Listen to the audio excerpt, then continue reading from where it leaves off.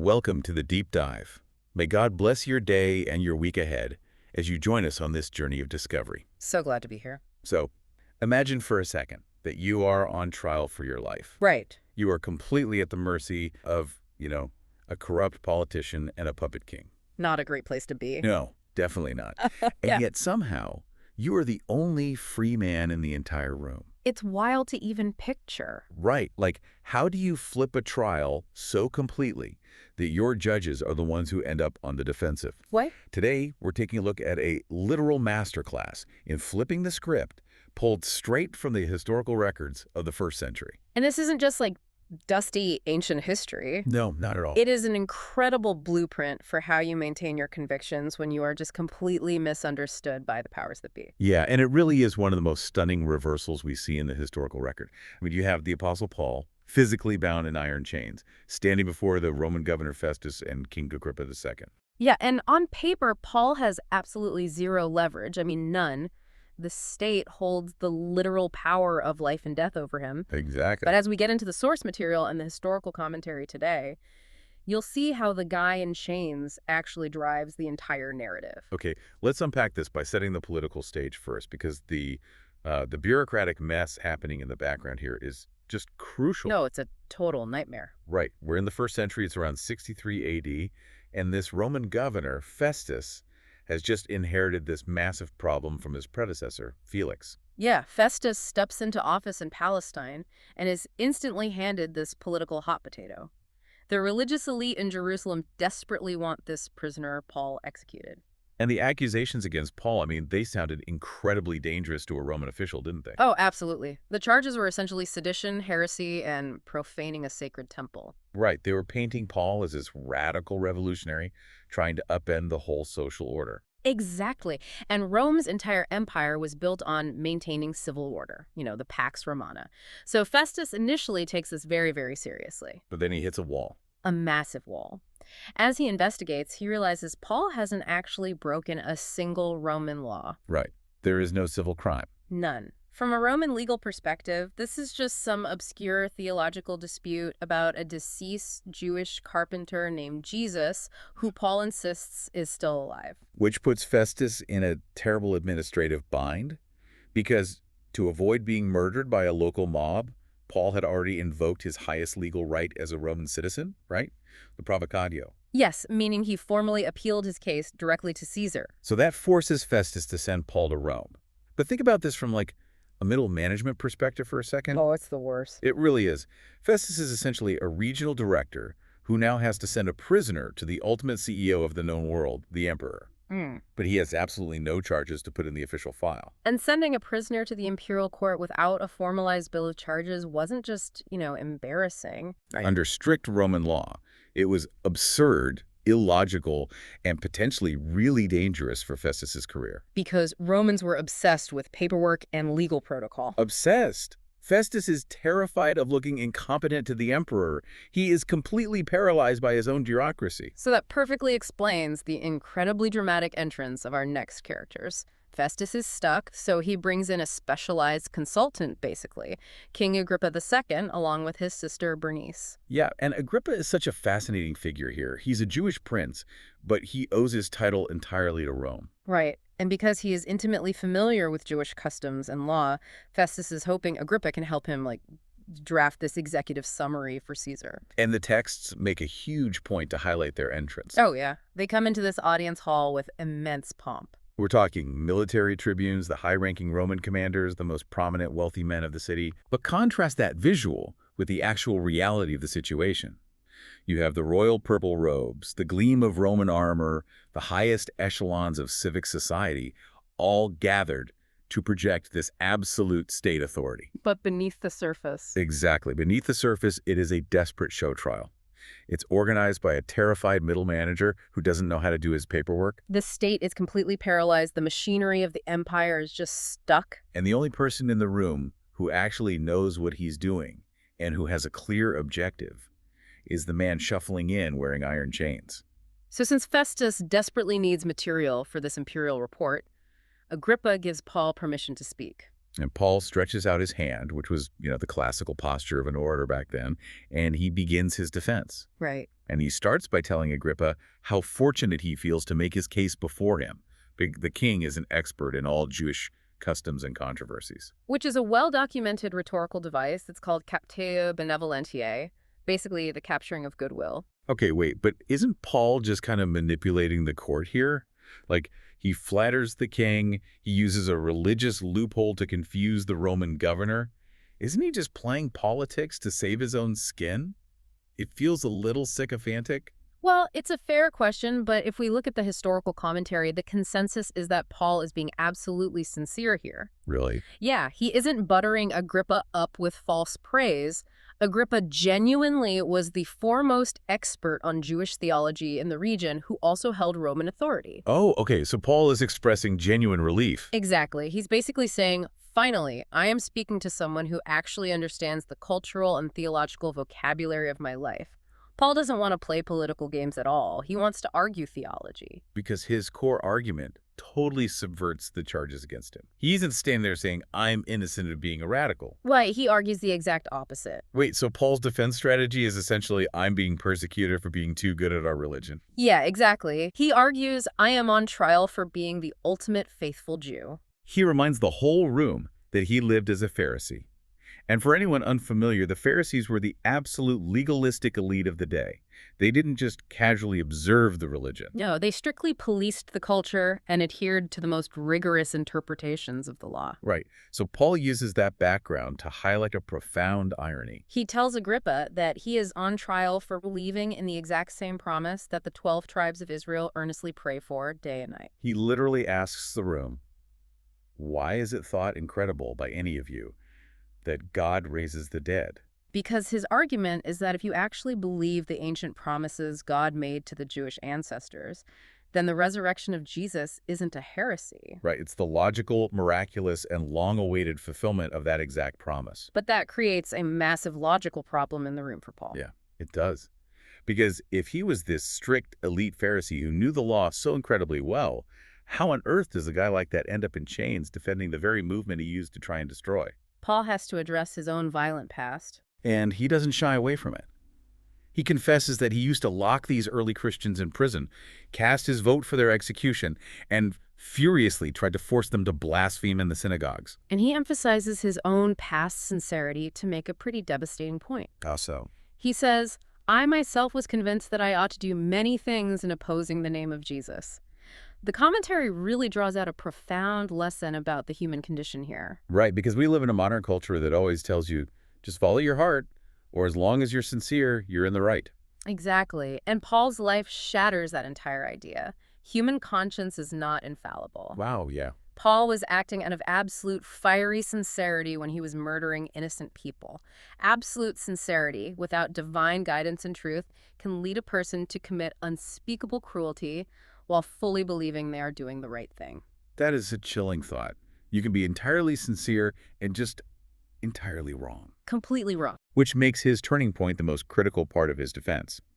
He recounts his origin story on the road to Damascus, and the sensory details he gives the court are intense. So they are. He says it's midday, the sun is at its absolute peak, and suddenly a light from heaven, actually brighter than the desert sun, envelops him. He falls to the ground. Right, and he hears a voice speaking to him in the Hebrew language, saying, Saul, Saul, why are you persecuting me?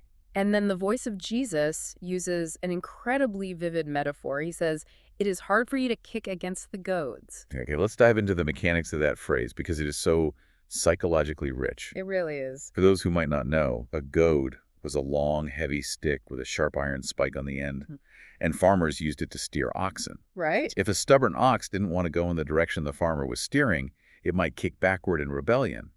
But kicking backward doesn't hurt the farmer. The ox only drives the iron spike deeper into its own flesh. The psychological depth of that analogy is just staggering when you apply it to human nature. It really is. Because Jesus is diagnosing Paul's internal state there. He is telling him you are fighting your own spiritual destiny, and you are only agonizing yourself in the process. Yeah, all that furious violence, all that hunting down of Christians. Right. It wasn't the confidence of a righteous man. It was the frantic thrashing of a man trying to outrun his own conscience. He was kicking against the goad of divine truth and just bleeding himself dry emotionally and spiritually. If we connect this to the bigger picture, once that internal resistance shatters on the road to Damascus, Paul receives his divine commission. Right. And this commission is the whole reason he is standing in chains years later. Jesus tells him to rise to his feet, appointing him as a servant and a witness. And the mandate he gives Paul is just breathtaking in its scope. He is sent to both the Jewish people and the Gentiles, meaning the non-Jewish world, the rest of the empire. And his mission is this: to open their eyes, to turn them from darkness to light, and from the power of Satan to God, that they may receive forgiveness of sins. The text frames this not as a polite philosophical debate, but as an active rescue mission. Yes. The commentary points out that this mandate highlights the stark reality of spiritual warfare. The text doesn't treat the power of Satan or spiritual darkness as, poetic metaphors. Right. They are presented as very real, active, oppressive forces holding humanity captive. True conversion, as Paul experienced it and preached it, isn't about joining a new social club or adopting a new ethical framework. No, it's a fundamental change of allegiance. It is being transferred entirely from one kingdom of power into another. So Paul stands before this royal court and basically says, I was obedient to this heavenly vision. He explains that he traveled everywhere, telling people to repent and turn to God. And he insists he is saying nothing but what the prophets and Moses predicted, that the Christ would suffer, and that by being the first to rise from the dead, he would proclaim light to the world. And that is exactly the moment where the cultural and philosophical tension in the room violently snaps. Totally sad. The Roman governor just can't take it anymore. Festus interrupts Paul, shouting at the top of his lungs, "You are out of your mind, Paul. Your great learning is driving you mad." Yeah, we really have to understand why Festus has such a visceral, explosive reaction to the idea of resurrection here. Walk us through that, because to us it might just sound like a theological disagreement, but to Festus, it's offensive. Right. To understand Festus, you have to understand the Greco-Roman mind. Roman philosophy was deeply dualistic. Okay. They believed the spirit was good and noble, but the physical flesh was inherently corrupt, weak, and just disgusting. Right. The physical body was viewed as like a temporary prison for the soul. Exactly. The ultimate goal of religion or philosophy for them was for the soul to permanently escape the physical body upon death. So when Paul stands there and claims that the ultimate triumph of the universe involves a physical body coming back to life to live eternally, to a cultured Roman, that is repulsive. It is absurd. Going back into a physical body sounded like a literal nightmare. To Festus, this isn't just a disagreement. It is the rambling of a lunatic. But Paul doesn't lose his temper.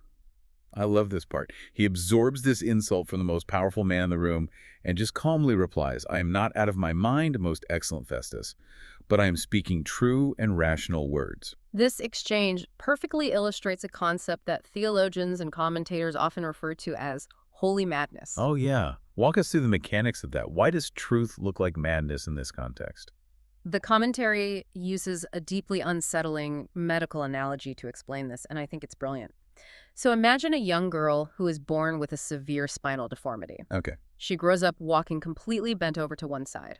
For years, that posture is all she knows. That's her baseline reality. Right, that's her normal. Eventually, she undergoes a series of major corrective surgeries. When the casts finally come off and she stands up to take her first steps, perfectly straight and upright, she immediately bursts into tears and cries out, "Mom, I'm all crooked." Oh, man. If you really think about the implications of that, it's terrifying. It means if our entire society is morally and spiritually bent, anyone walking perfectly upright is going to be viewed as a threat or locked in an asylum. That is exactly the point. When human civilization lives in a state of spiritual abnormality for centuries, that abnormality becomes the accepted baseline. Right. A person who actually takes divine truth seriously, who lives completely aligned with God, looks insane to everyone else. The truth looks crooked to a world that is fundamentally bent. Wow. Festus looks at Paul's absolute conviction about the resurrection and sees sheer madness. But in reality, Paul is the only one in the room thinking clearly. And here's where it gets really interesting. Because he is thinking clearly, Paul realizes he is never going to break through Festus's Roman pragmatism. He's just not. So he pulls this incredible rhetorical maneuver. He pivots completely away from the shouting governor and targets King Agrippa directly. Yeah. He traps the king with pure logic, asking, "King Agrippa, do you believe the prophets? I know that you believe." It is a brilliant, inescapable trap for a man in Agrippa's position. Because Agrippa is a Jewish king whose authority relies on his supposed devotion to the Jewish faith. Exactly. If he looks at Paul and says, no, I don't believe the prophets, he completely delegitimizes himself in front of his own people. But if he says yes, Then he has to logically concede Paul's argument that Jesus fulfills those exact prophecies. so Agrippa knows he is cornered, and he pulls a classic politician's dodge. Yeah, truly. He deflects with heavy sarcasm, saying, "In a short time, would you persuade me to be a Christian?" He is trying to laugh it off, basically saying, do you really think you can convert a king that quickly, Paul? Now, consider how a normal prisoner would respond to that royal sarcasm. They'd panic. Right. They would apologize, they would back down, flatter the king again, and beg for a lenient sentence. But Paul responds with this overwhelming, expansive grace. He looks at this pompous king and this corrupt governor and says, whether short or long, I would to God that not only you, but also all who hear me this day might become such as I am, except for these chains. That final phrase, except for these chains, reveals the absolute freedom of the apostle. It really does. The commentary emphasizes a profound realization here. Paul wasn't actually trying to save his own life in that courtroom. He was trying to save his judges' souls. There was no bitterness in him, no resentment toward the people literally holding him captive. None. If you evaluate the room based on spiritual reality rather than physical reality, the power dynamic is completely inverted. Yes, Paul is physically bound in Roman iron, but Agrippa and Festus are the ones hopelessly bound by their political ambitions, their terror of public opinion, and their cultural blind spots. Despite the physical chains, Paul was the true aristocrat in that room. He was the only truly free man. And the irony is, the judges eventually realize it. After they abruptly end the hearing and leave the room, Festus and Agrippa converse privately. And they agree that Paul hasn't done anything deserving of death or imprisonment. They recognize his innocence. But they also recognize the inescapable legal trap that has been sprung. Agrippa concludes the matter by telling Festus, this man could have been set free if he had not appealed to Caesar. Which brings us to our final synthesis and a provocative thought for you to carry into your week. Yeah, let's look at that. Because on the surface, Agrippa's conclusion makes Paul's appeal to Caesar look like this tragic, unforced error. Right. If he had just waited a little longer, the king would have let him go. It looks like a massive legal blunder that cost him his freedom. It certainly looks like a tragedy to the politicians in the room. But let's look at the actual mechanics of what Paul accomplished by invoking his right to see the emperor. Okay. By appealing to Caesar, Paul essentially forced the Roman Empire to provide him with an all-expenses-paid, heavily guarded military escort straight to the heart of the known world, Rome itself. Wait, to preach the gospel to the highest levels of the imperial court. Wow. What looked to the secular world like a prolonged captivity and a tragic missed opportunity was actually a brilliantly disguised divine travel arrangement. The chains were just the ticket price for the mission. The very bureaucracy that tried to silence him ended up funding his ultimate missionary journey. It's an amazing perspective shift, isn't it? It really is. What looks like a trap was actually a transport. God blesses all the listeners.